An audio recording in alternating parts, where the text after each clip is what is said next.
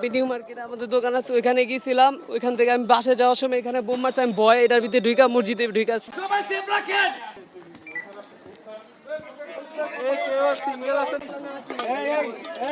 আন্দোলনে আসি নাই ভাইয়া, আমরা আন্দোলনে আসি নাই। বাসা নবাবগঞ্জ, আমি চাকরি করি নিউ মার্কেট।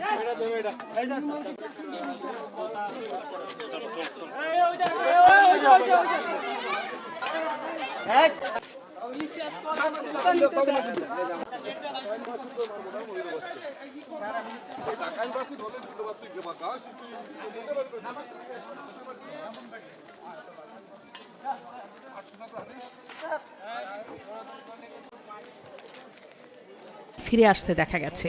আমি মাদক মামলার আসামি স্যার। কালকে এনে মনে করেন আমরা ওই যে লক আপ করে দিয়ে দিছে, এরপরে গেট মেট বাইঙ্গা পরে আমরা ডরে স্যার বার হয়ে গেছি। এখন আমি আইসি, আমার যা খুশি স্যার আপনারা করে। আমার আর 2 মাসের সাজা আছে, যদি এই 2 মাসের লেগে যদি আবার পুনরায় যদি অন্য বড় বিচার নামায় দেয়, এই কারণে এবং তো যাই না। এবং এই খারাপ হইলছে যে কেউ অর্ডার দিলে চলে যাম। সব মনে লকআপ বন্তি হয়ে গেছে গা, পরে এর ভিতরে মনে হয় বাইরের থেকে লোক ঢুকছে, গেট মিট ভাঙ্গা।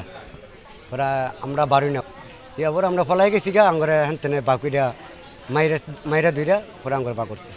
এখন আমরা চাইতেছি দেখি, যেটা মনে করেন কি আমরা তো কোর্ট স্যালেন্ডার করতে পারবো না, অথবা দেখা যায় আমরা যদি আমাদের একটা ব্যবস্থা করে দেয়, তাহলে মনে করেন আমাদের জন্য একটা ভালো হতো।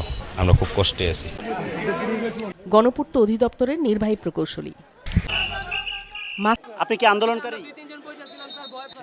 আমাকে পাওয়া গেছে মসজিদে, নামাজ পড়তে গিয়েছিলাম। আপনি কিসে পড়েন? পড়াশোনা করি না ভাই, আমি নিউ মার্কেটে আমাদের দোকান আছে, ওইখানে গিয়েছিলাম। ওইখান থেকে আমি বাসে যাওয়ার সময় এখানে বোম মারছে, আমি ভয় এটার ভিতরে ঢুকা মসজিদে ঢুকা। ইমাম সাহেবরা বললাম, স্যার আমার একটু দেখেন, বাইরে এরকম গোলাগুলি চলতেছে, এখানে বসো, গোলাগুলি শেষ হলে বের হয়ে যাও। এখান থেকে ধরে নিয়ে আসছে। আমি কি বাসা কোথায়? লালবাগ, নবাবগঞ্জ। আপনি কি আন্দোলনে এসেছেন? জি না আরে মিথ্যা কথা ভাই। ভাই, আন্দোলনে আইনি ভাই।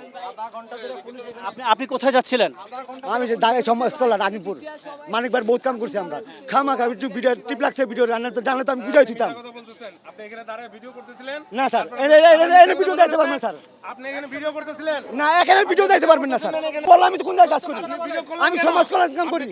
আমি তো বুঝলেন না স্যার, এই জায়গায়